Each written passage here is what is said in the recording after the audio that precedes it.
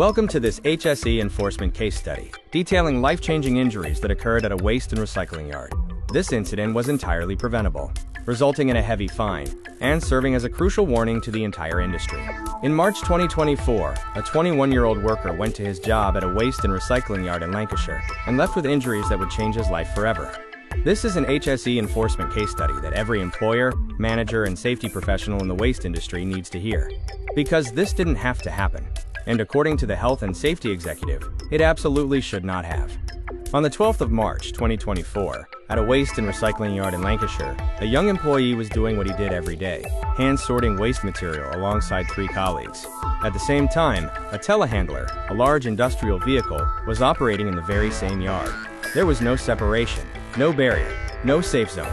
The worker was standing against a brick wall when the Telehandler reversed and crushed him against it.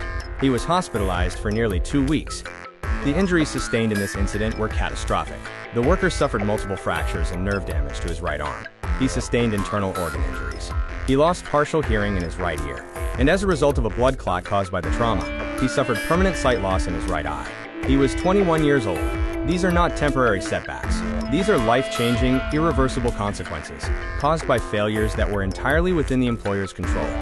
In his personal statement, the worker, whose identity we are protecting, said this, and I want you to really listen to these words. He said, "My incident has caused my family great distress. They permanently worry about me. They never thought that I wouldn't be safe in work.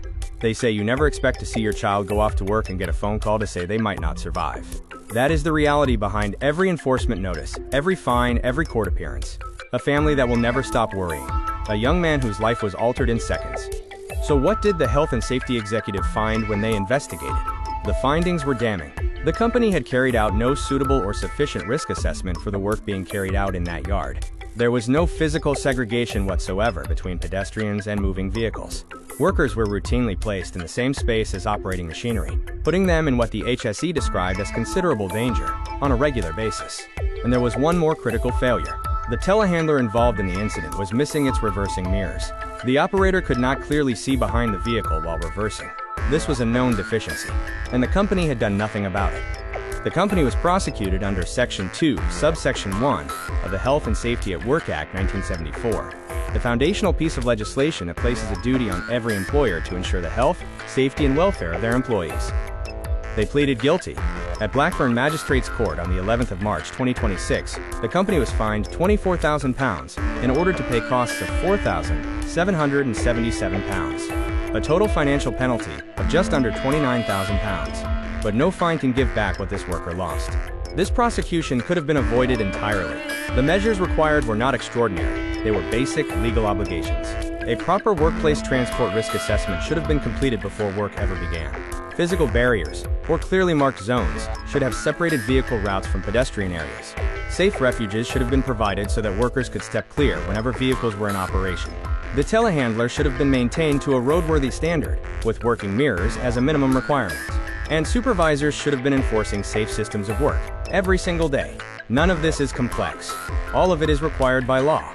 Following the court hearing, the HSE issued a clear message to the waste and recycling industry.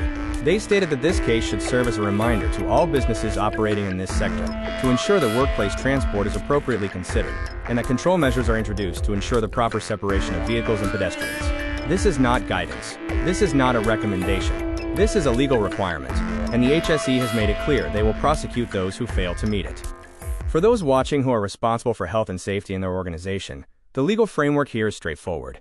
Section 2(1) of the Health and Safety at Work Act 1974 requires employers to ensure, so far as is reasonably practicable, the health, safety, and welfare of all their employees. The HSE also publishes specific guidance on workplace transport safety and the hand sorting of recyclables with vehicle assistance. This guidance is freely available and applies not just to employers, but to managers, supervisors, contractors, vehicle operators, and safety representatives alike.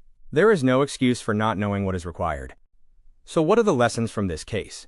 First, never allow pedestrians and vehicles to share the same uncontrolled space.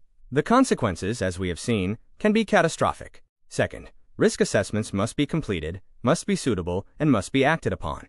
A risk assessment that sits in a drawer protects no one. Third, vehicle maintenance is a legal obligation, not an optional extra. Fourth, The cost of putting proper controls in place will always be less than the cost of a prosecution, a fine, and the devastating human toll that comes with a serious workplace injury.